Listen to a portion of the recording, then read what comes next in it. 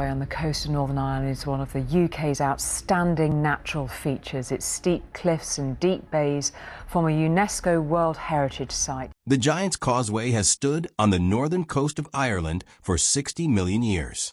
40,000 interlocking basalt columns rise out of the sea like the floor of a cathedral built by something that was never human.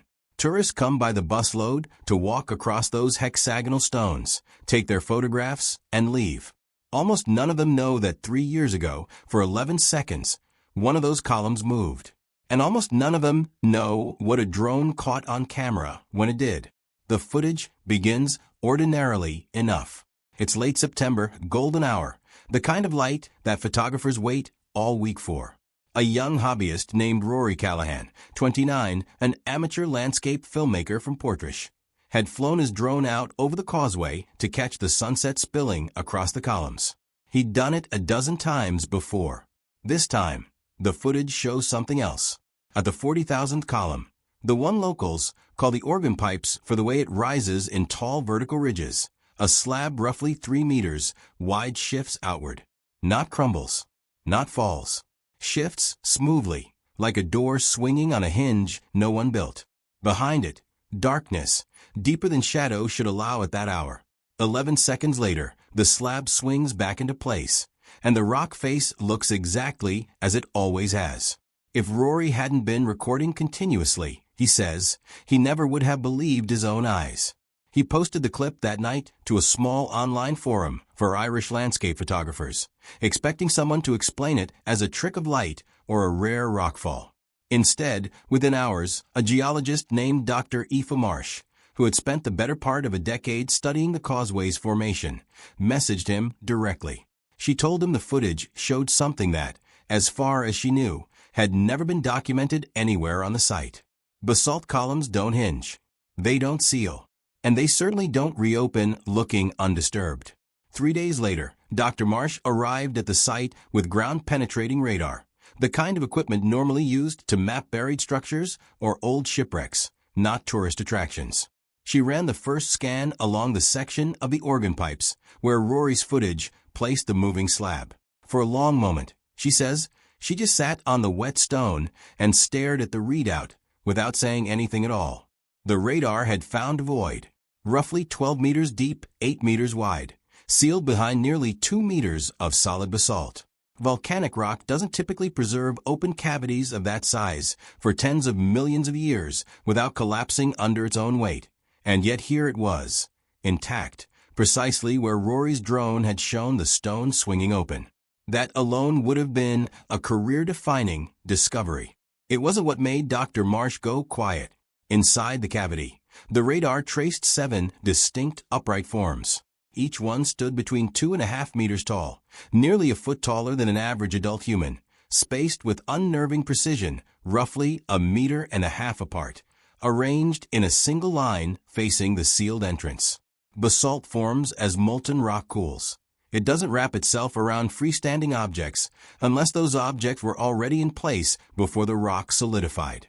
If the dating held, that meant whatever those 7 shapes were, they had been standing in that exact formation since roughly the same era the columns themselves cooled, some 50 to 60 million years ago, long before anything resembling a human being walked anywhere on Earth.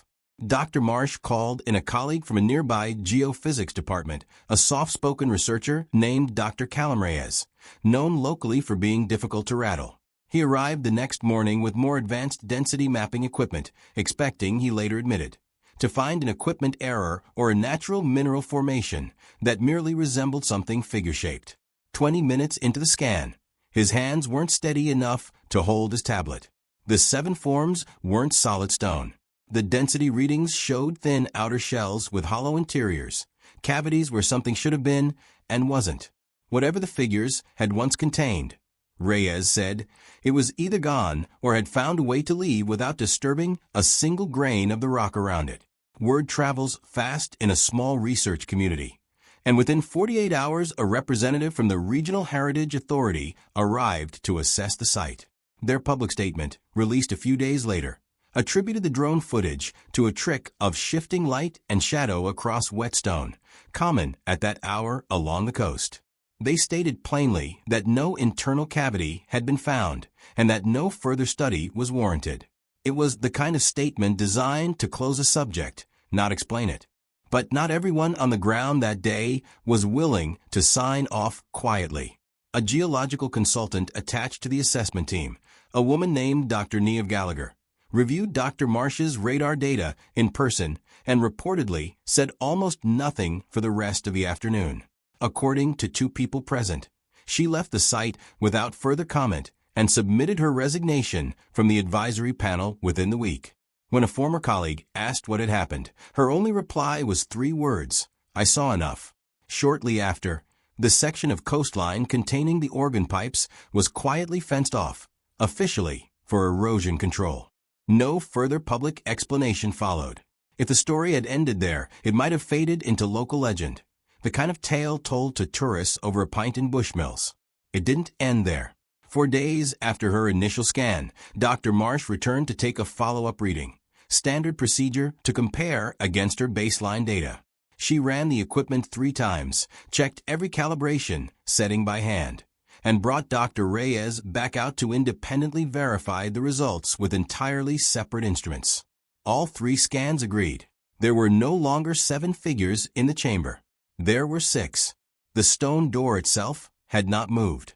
A motion-triggered camera Rory had left running on the rock face, since his original sighting showed no gap, no shift, no change to the exterior at all. Nothing that could account for something leaving a fully sealed chamber. And yet one of the 7 forms was simply gone, and the remaining 6 were no longer spaced exactly as before.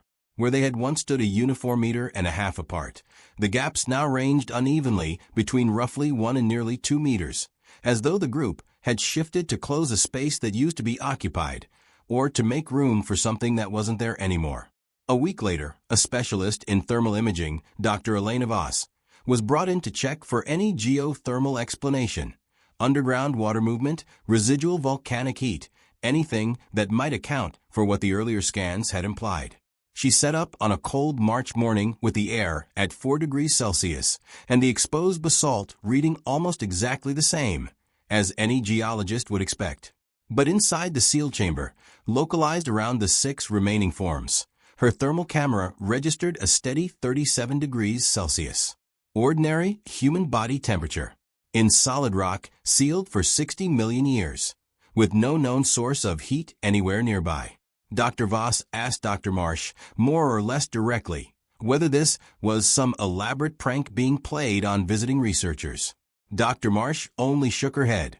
Dr. Voss packed her equipment, drove home the same afternoon, and didn't respond to project correspondence for the better part of a month. When she finally did, her message was short. She didn't know what the readings meant, and she wasn't sure she wanted to find out.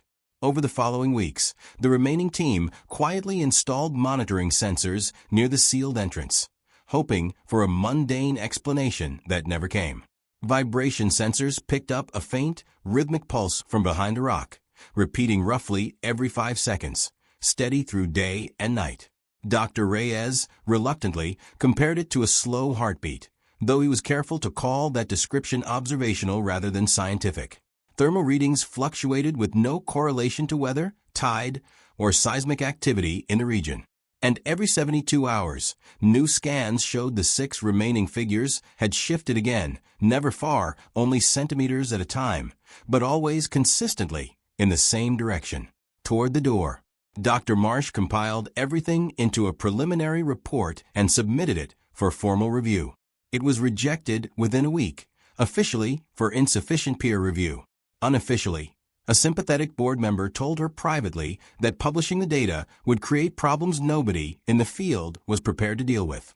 Not long after, the monitoring equipment was removed, and the access restrictions along that stretch of coastline stayed firmly in place, as they still do today.